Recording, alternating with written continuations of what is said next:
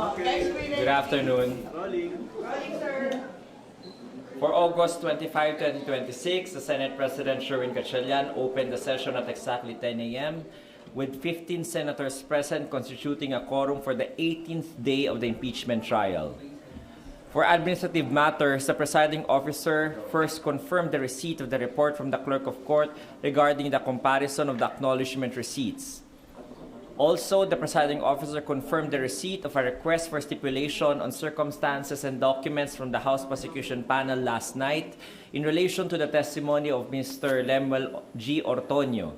The lead respondents' counsel, Attorney Sheila Sison, manifested that they are willing to stipulate on numbers 1, 2, 3, 4, 5, and 7 and all documents listed under number 25.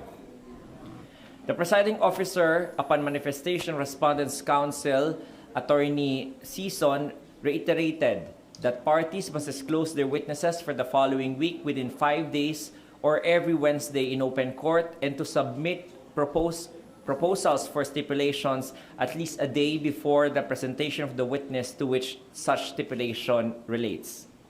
The presiding officer also confirmed that the Senate Medical Dental Bureau Director, Dr. Renato Sison Jr., submitted his compliance report today at 11:26 a.m., officially validating that Mr. Edward Fajarda's physical condition is consistent with his recent stroke diagnosis. The Senate physician's independent examination confirmed positive neurological deficits, noting the medical necessity of a 2-week rest period spanning from August to September 2, 2026 to avoid a recurrent stroke. Consequently, Mr. Fajarda has been formally advised that he must secure a medical clearance from his attending neurologist prior to making any appearance as a witness before the impeachment court. Upon query by Senator Judge Miguel Zubiri, the presiding officer clarified in broad strokes that the proceedings will be completed before the end of the year. The schedule for the impeachment trial will also be finalized after the chair of the Committee of Finance comes out with a calendar to take up the National Expenditure Program. The presiding officer lastly confirmed that at the start of the proceedings tomorrow, he will hear Attorney Amado Ligutan regarding the manifestation of Attorney Sison last week and will make his ruling afterwards. For the presentation of evidence in chief for Article 1, the counsel for the House Prosecution Panel's Attorney May de Vinegracia conducted the direct examination of Mr. Lemuel G. Ortonio, Assistant Secretary and Assistant Chief of Staff of the Office of the Vice President. Cross-examination will be conducted by Attorney Christine Ferrer tomorrow, August 26, 2026, due to lack of material time today. Upon motion by the Respondents' Counsel, Attorney Ferrer, the presiding officer admonished the House Prosecution Panel and the Council for House Prosecutors to not make any remarks as a concluding question, then withdrawing it, and not to make any such comments that were already stricken out. Following rulings by the presiding officer Escudero on various evidentiary motions and objections by both parties, the trial was adjourned. Pursuant to the rules of procedure on impeachment trials, the impeachment court will resume session on Wednesday, August 26 at 10 a.m. The agenda is the continuation of the presentation of the House Prosecution Panel's case-in-chief for Article 1 through the start of cross-examination by the Respondents' Counsel of the witness, Mr. Lemuel G. Ortonio, the Chief of Staff of the OVP. Any questions? Attorney, pagdating po ba sa councils, where do you draw the line na sumosobra na po kung may side comments or remarks yung council sa pwede pa naman siya, pasok pa naman siya sa gustong improve sa case-in-chief? Usually, the remarks na medyo will be bordering on impertinent. Naririnig niyo yan, no? Objection, Your Honor, impertinent. Remarks that are impertinent are, one, yung mga that makes a conclusion of law. Pangalawa, yung nagme-make ng name calling. Pangatlo, yung mga insulting na mga names or mga comments. So, when those things do not really relate or are not relevant to the issue at hand or the fact in issue to be proven by the witness, then those remarks are considered impertinent or should be stricken off the record. So yun yung basihan ng impeachment court when it rules whether to either sustain the motion to strike out or to admonish a certain party regarding such side comments and or remarks. Sir, ano lang, i-hard na lang. So apparently, if it's ordered on September 7, hindi masyadong delikado yung nangyari. So paano? Ang scope. There's already a finding by the Senate doctor na consistent naman yung nakalagay doon sa medical certificate na ipinisinta kahapon ng kanyang legal counsel at inattach sa kanyang letter. Consistent yung kanyang physical condition doon sa findings ng medical doctor doon sa medical certificate. So, of course, when it comes to medical conditions, we follow the expert advice of those who have actually seen and checked the said patient or witness. So, syempre, susundan natin kung ano yung ilalagay ng kanyang doktor na pwede na siyang maaaring makapagtestigo. Kaya hinihingan siya, isa sa mga requirement ng ating Senate doctor bago siya mag-testify ay magkaroon muna siya ng clearance mula sa kanyang neurologist bago siya umupo sa September 7. Hindi automatic yung September 7 expected. Yes, kung hindi po siya mabibigyan ng clearance ng neurologist niya mismo, then baka maudlot yung kanyang pagtestigo ng September 7. Verification, brain stroke, right? Left brain? I think so, yes. Attorney, pagbalikan ko lang po yung sa comments na ng counsels. Kung sakali po ba, pasok po ba ito sa subjudice rule na it may affect the merits of the proceedings kung may ganitong comments or remarks from either of the counsels? Anything within the court proceedings, no, kapag ikaw ay nagsasalita right in front of the senator judges during the official proceedings, hindi yun tinatawag na subjudice. So, pwede mong pag-usapan yung merito ng kaso right then and there. Ang bawal mong gawin doon ay yung mga comments or mga remarks na one, nagko-conclude na ng conclusion of fact or conclusion of law. Kaya nakita natin, pinigilan yung mga ibang mga counsels na makapagsabi ng kanilang conclusions of fact or conclusions of law. Because these are only matters within the prerogative ng ating senator judges to make. Pangalawa, binagpabawalan din yung yung mga katulad ng sinabi ko kanina, mga impertinent language kapag medyo nakaka-degrade na o hindi kinakailangan yung ganong klaseng lengguwahe o mga words dahil nagka-categorize na siya ng conclusion of law, katulad nung sinabi kanina ni Attorney May de Venegracia at saka dati rin ni Attorney Ligutan when he concluded his direct examination, yung scam. No? The word scam is a conclusion already based on the facts being presented and is not in order for you to make doon sa harap ng impeachment court. So dahil pina-strike out na yung mga comments na gano'n, yung mga words na gano'n, dapat wag nang ulitin. Yun yung sinasabi kanina ni presiding officer. Alam na ng House Prosecution Panel that those things cannot be done anymore and yet they had repeatedly done so, kaya sila na-admonish kanina ni presiding officer. And then, attorney, kung kunwari maulit pa po ito, ano na po yung penalties again or consequences na pwedeng I think katulad borrowing Attorney Kapunan's word, baka magkaroon ng spanking.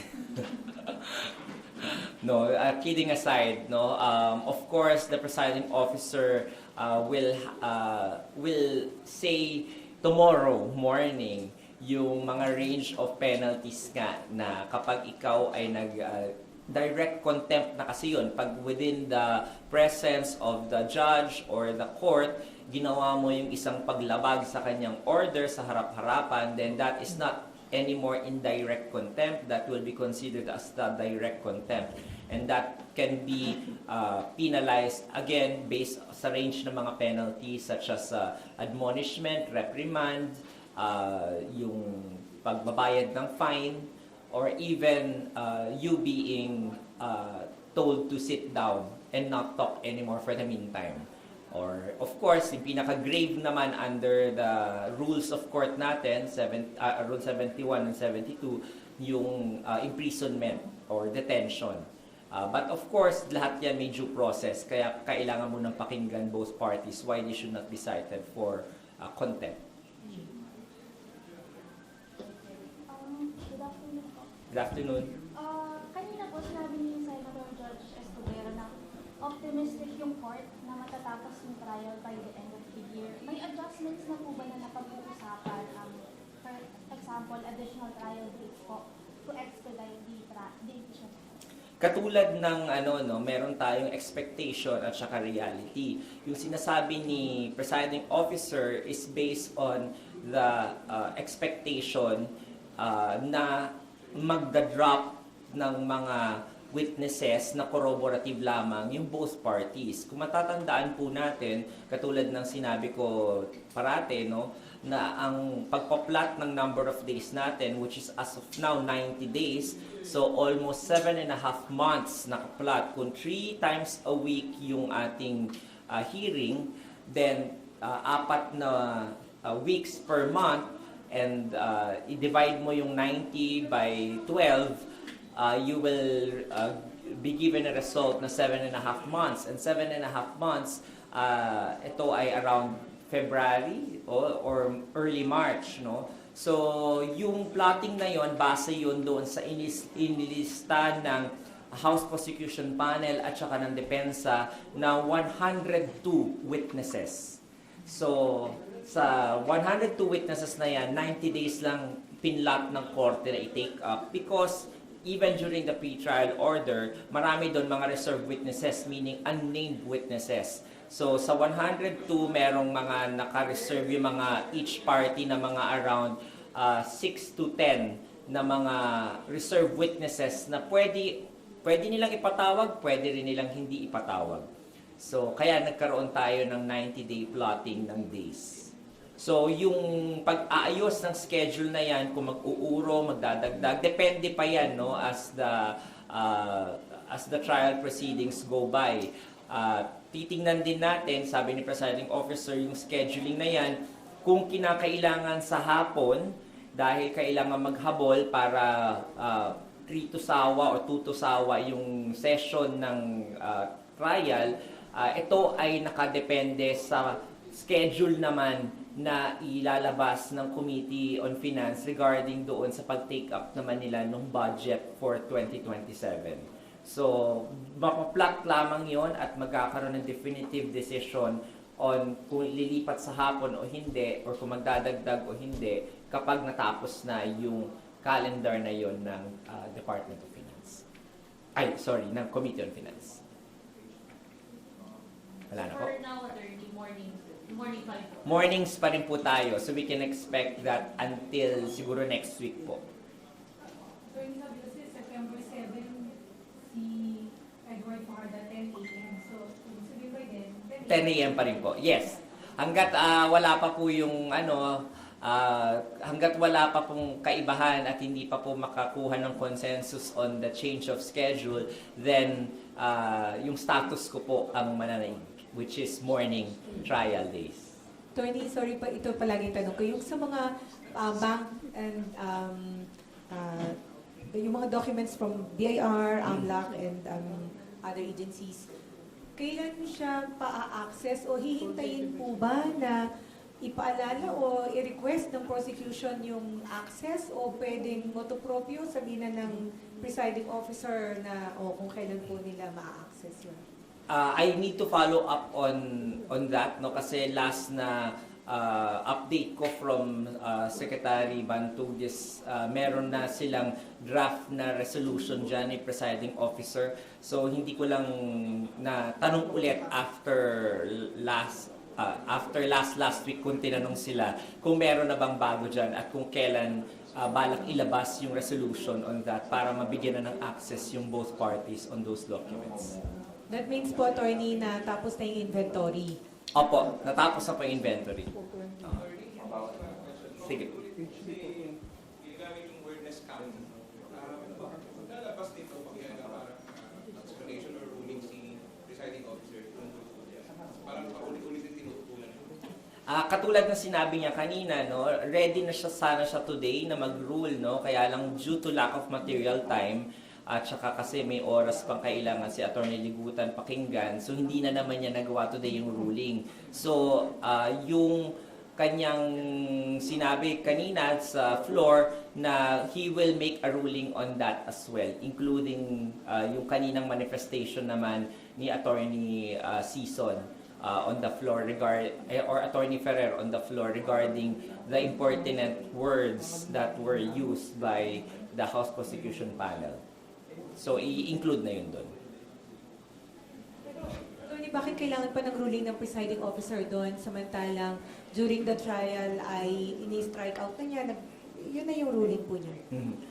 General ruling po na para sa mga future na pwedeng mangyari po ulit yon. Kasi yung ruling niya po kanina ng pag-strike out is only in response to what happened kanina. Ibig sabihin yung mga past circumstances. So yung ruling niya pong gagawin tomorrow will not just deal with the past, will just be for the future circumstances na maulit po ulit yun para hindi na po magkaroon ng repetition. Para klaro na po sa both parties yung terms of engagement kapag siya po ay nasa loob ng korte, ano ang bawal at kahit nasa labas po, ano rin ang bawal.